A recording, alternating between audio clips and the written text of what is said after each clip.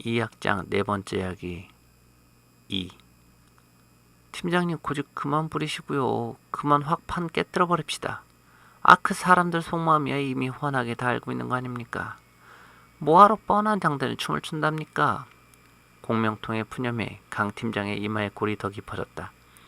팀원들은 둘러앉아 콩쿠르 대책 회의를 하는 중이었다.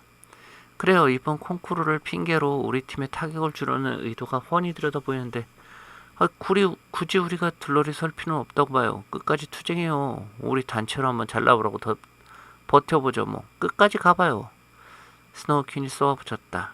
팀원들은 모두 고개를 끄덕였다. 그래도 회사 일인데 상부의 지시를 어기고 임의대로 거부하는 건 말이 안 돼요. 본부장이 어떤 의도를 가지고 있다고 하더라도 우리 팀에서는 실력으로 승부하는 것이 가장 현명한 방법이라 생각합니다. 팀장은 차분한 어조로 말했다. 팀장은 우유부단, 팀원들은 의기소침, 팀은 4분 5일 깨지기 일보 직전. 으악, 괴롭네요. 이대로 공중분해되는 겁니까? 회사에서 개선 강의로 이름난 우리 장인들, 미래의 장인들이 모인 3팀이 힘 한번 써보지 못하고 이렇게 쓰러지는 거냐고요. 황 독사가 뾰족한 송곳니를 드러내며 소리쳤다. 다른 팀원들만큼이나 이토벤 역시 무거운 마음은 매한가지였다. 자리에 앉아 작업에 열중하고 있지만 머릿속에 여러 가지 생각들이 오고 갔다. 3팀의 장래는 어떻게 될 것인가? 본부장의 의도는 또 무엇인가? 회사는 잘 굴러갈 것인가? 이토벤은 마치 자신이 다시 회사에 정식으로 복직한 착각이 들 정도였다. 그러나 결국 분명한 사실은 현이를 위한 바이올린을 하루라도 빨리 만들어야 한다는 것이었다. 그때까지 자신의 몸과 마음이 잘 버텨주었으면 하는 마음뿐이었다. 저 역시 판을 뒤집고 강하게 부딪혀보고 싶은 마음이 있습니다. 그러나 일단 회사의 방침을 따라야 한다고 생각합니다. 본부장이나 회사에서는 1팀과 2팀에게만 기대하고 있을 겁니다. 이럴 때일수록 더욱 분발해서 3팀의 진짜 실력을 보여줍시다. 자신감은 누가 인정해 주어서 생기는 것이 아닙니다. 우리 스스로 실력이 있다면 자연스럽게 드러나는 겁니다. 회사에서도 이번 콩쿠르는 중요한 기회이기 때문에 좋은 작품이 나오려면 외면하기 어려울 겁니다. 진심을 다해 승부한다면 결국 그들도 수긍할 겁니다. 강 팀장의 말에 대해 긍정도 부정도 없었다. 침묵이 흘렀다. 그때 황 독사가 이토벤을 돌아보며 소리쳤다. 이토벤 선생, 이 마당에 우리가 어떻게 하면 좋겠나? 느닷없는 질문이었다. 팀원 회의 시간에 한 번도 자기네 의견을 묻거나 한 적이 없었기 때문에 뭐라 자기 주장을 펼 만한 준비가 되어 있지 않았다. 막막하던 차에 문득 구박사가 들려준 이야기가 떠올랐다. 이토벤은 천천히 팀원들의 눈빛을 살펴보았다. 그러고는 조용히 입을 뗐다. 사람에게도 공명통이 있다는 것을 아십니까? 황 독사가 마주 앉은 공명통을 바라보더니 이내 표정이 일그러졌다. 뭐요? 지금 장난하는 겁니까? 아니, 이토벤 선생 이 얘기를 한번 들어봅시다. 그래, 사람에게 있다는 공명통이란 무슨 말입니까? 공명통이 황 독사를 자제시키며 주의를 환기했다. 사람의 공명통은 마음이라고 합니다. 그리고 무언가를 이루려면 그 마음을 움직여야 한다고 합니다. 이토벤이 조심스럽게 대답했다. 좋은 악기는 공명통이 좋듯이 사람은 마음이 좋아야 한다. 그러니까 마음을 바로 써야 한다. 그런 얘기네. 성질 급한 황 독사가 입바른 소리를 했다. 죄송합니다. 제 표현이 서둘렀습니다. 사실 제게 독순수를 가르쳐 주시는 분의 말씀인데 텅 빈 마음을 가졌을 때 비로소 우리는 상대방과 진실을 주고받는 대화를 할 수 있다고 합니다.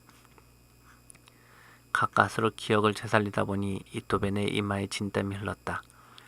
그러니까 사람들 사이에 진실이 울리게 하려면 마치 악기의 공명통을 잘 다듬어야 하듯이 마음을 비우고 정성을 다해야 한다.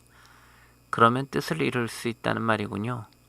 공명통이 이토벤의 말을 다시 한번 풀었다. 역시 사운드박스 전문가다운 해석이었다. 그는 강 팀장과 팀원들의 얼굴을 휙 둘러보더니 한마디 덧붙였다. 이토벤 선생 말인즉 진검승부를 해보라 이런 얘기군요. 그 얘기 아닌가요? 이토벤은 무언의 지지를 보내는 강 팀장의 눈길을 의식하며 말을 이었다. 사실 제가 특별히 드릴 말씀은 없습니다. 어려운 상황에 저마저 짐이 되고 있다는 것도 잘 압니다.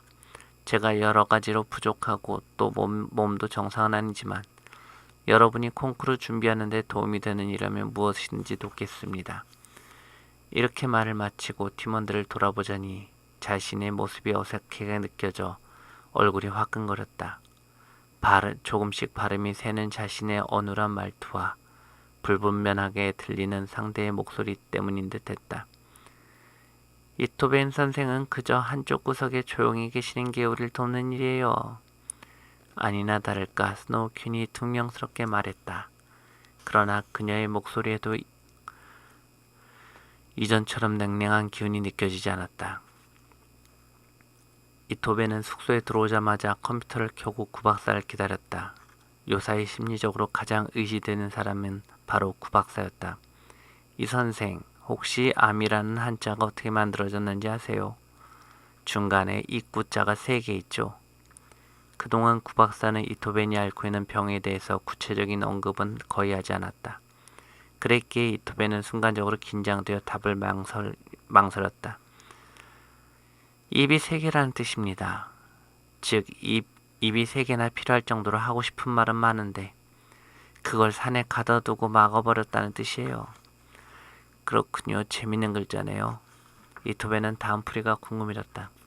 이 선생, 사람들이 마음속에 하고 싶은 말들을 풀어내지 못하고 가둬두면 스트레스가 되어 결국 암에 걸린 상태에 이르게 되는 것 같습니다. 구박사의 뜻풀이가 예사롭지 않았다. 구박사는 조심스럽게 설명을 이어갔다. 전염병은 신체의 외부에서 침입한 세균이나 바이러스에 의해 발생합니다. 그러나 대체로 암은 몸 안의 세포가 악성으로 변해 발생하는 것으로 알고 있습니다. 이토벤이 질문을 올렸다. 앞의 풀이와 연결하여 좀 더 구체적으로 설명해 주세요. 약간 뜸을 들이더니 구박사의 답변이 올라왔다. 다시 말해 암은 몸의 내부에 문제가 생겨 발생한다는 겁니다. 그런데 몸의 내부의 문제는 마음의 스트레스나 소통 문제와 깊은 관련이 있다는 것이 저의 생각입니다. 참, 이 선생의 병을 치료하는 담당 의사는 제가 아니라는 점을 잊지 마세요. 잘 알고 있습니다, 박사님. 이토벤이 곧바로 대답했다. 그러고는 화제를 돌려서 오늘 있었던 회의 내용을 간단히 알려주었다.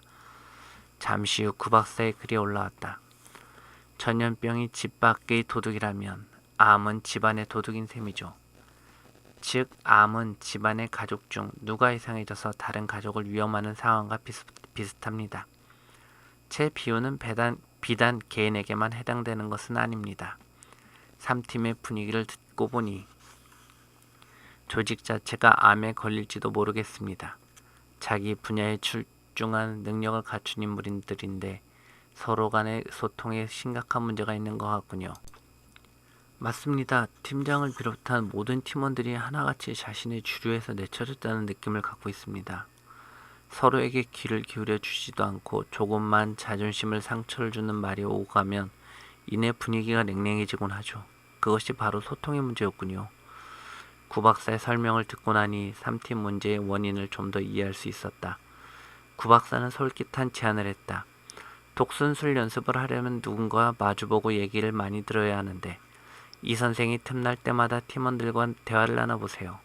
마음을 읽으려는 자세로 듣기에 주의를 기울이면서 말이죠. 이때 적절하게 질문을 하는 것도 필요합니다. 한 사람 한 사람에게 개인적으로 다가가 이야기를 성실하게 들어주는 것, 그 자체가 존중이고 사랑입니다. 틀림없이 3팀 소통 문제를 개선하는 데 큰 도움이 될 겁니다. 구박사는 사람들이 진정으로 원하는 것은 자기 말을 들어주고 자기를 주며 이해해주는 것이라고 했다. 또 어떤 조직이든 사람들은 자신의 이야기에 귀를 기울여줄 사람을 원한다고 했다. 알겠습니다. 저의 독순술 실력이 부쩍 늘겠네요. 동시에 팀의 분위기에도 변화가 생기면 좋겠군요. 이토벤은 그렇게 하겠다고 약속했다. 하지만 머릿속에 명쾌하지 않았다. 아무래도 암이라는 글자에 대한 구박사의 풀이 때문일 것이다. 산속에 갇혀있는 잎 3개의 주인공은 누굴까? 이토벤은 잠자리에 들어서도 그 생각에 골몰했다. 강팀장, 공명통, 황독사, 스노우킨 등의 얼굴이 스쳐 지나갔다. 본부장의 얼굴도 나타났다. 문득 아내의 얼굴이 떠올랐다. 아내의 어두운 낯빛과 산속에 갇힌 입 세 개의 흉한 모습이 그려지자 이내 가슴이 답답해졌다. 아내의 얼굴은 곧 아들 현이의 모습으로, 그러다 결국 이토벤 자신의 모습으로 돌아왔다. 모두들 내가 가정이나 직장에서 나 하고 싶은 말만 하고 살아왔다고 하는데 정작 나의 진심을 표현하지 못한 것은 아닐까. 지금까지 나 자신의 목소리도 제대로 들어주지 못한 것은 아닐까. 이토벤의 숙소를 정리하던 은경은 작업대 모퉁이 연장통 아래 감춰진 노트 한 권을 발견했다. 평소 남편이 휴대하던 작은 수첩과는 다른 강의 노트 크기였다. 표지에는 낯선 제목이 붙어 있었다. 잠시 망설이다 은경은 첫 번째 페이지를 열어보았다. 놀랍게도 첫 페이지는 강원도에 오던 그날 자신이 남긴 쪽지가 테이프로 잘 붙어 있었다. 어젯밤 심한 말을 해서 미안해요. 현이 바이올린 만드는 거 당신에게 힘든 결정이었다는 거 이해해요. 나도 속으로는 당신이 그런 생각을 한다는 것이 기뻤지만 표현하기가 좀 어려웠어요. 현이는 염려하지 마요. 너무 무리하지 말고 몸 생각해 가면서 작업하세요. 언제든지 몸이 이상이 오면 바로 입원하겠다는 약속도 잊지 마세요. 그 밑으로 이렇게 적혀 있었다. 아내가 마음의 벽돌 하나를 뽑았다. 감사할 일이다. 노트를 펼쳐든 한쪽 손끝이 저려왔다.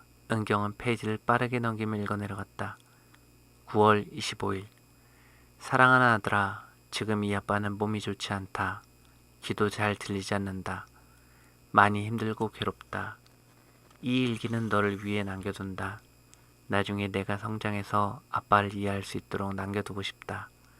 내가 20살이 되어서든 30살이 되어서든 언제고 이 글을 이해할 날이 꼭 올 거라 믿고 미래에 너에게 글을 남긴다. 매일 쓸 수 있을지 잘 모르겠지만 틈나는 대로 쓰도록 하마. 지금 아빠한테 가장 중요한 일은 너를 위한 바이올린을 만드는 것이다. 그 바이올린으로 내가 연주하는 모습을 빨리 보고 싶구나. 10월 14일. 사랑하는 아들아, 오늘은 신기한 경험을 했다. 아빠는 사람들의 말을 잘 알아듣기 위해 노력 중이다. 나중을 위해 입술 모양 읽는 훈련도 하고 있다. 주위의 사람들이 불편할 거라 생각했는데 오히려 아빠와 얘기하는 것이 편하다는 사람도 있다.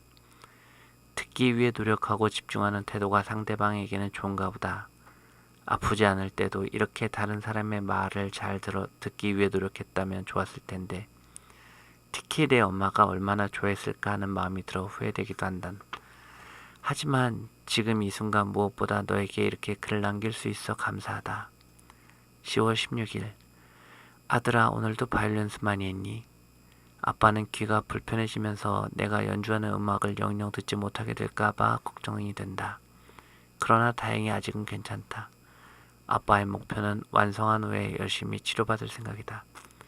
그런데 귀가 불편하니까 좋은 점도 있다는 것을 알게 되었다. 듣기 연습을 하면서 전에 미처 생각지 못했던 발견이란 선물을 얻게 되었다. 몸의 귀는 불편하지만 오히려 마음의 귀가 조금씩 열리는 것 같다.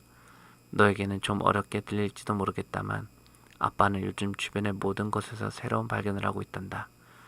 우선 아빠 스스로에 대해 새로운 발견을 했어. 나 자신의 마음에 귀를 기울여보니 아빠가 어떤 사람이었는지 조금 알게 되었다. 그리고 아빠가 진정으로 원하는 것이 무엇인지도 알게 되었어. 그렇게 상대방의 마음을 읽으려고 하면서 그들의 소리가 조금씩 들리기 시작했어. 이건 또 다른 발견이야. 그 사람의 마음 소리가 들리면 완전히 새로운 사람처럼 보여. 아들아, 아빠는 내 마음에 귀를 대고 그 소리를 듣고 싶다. 그에게 어떤 변화가 일어나는 것일까? 은경은 호기심과 기대 때문에 노트를 놓기 어려웠다. 다음 페이지를 넘기자 한 통의 카드가 끼어 있었다. 그런데 이상한 것은 카드 겉봉에 보내는 사람과 받는 사람이 모두 남편의 이름으로 되어 있다는 사실이었다.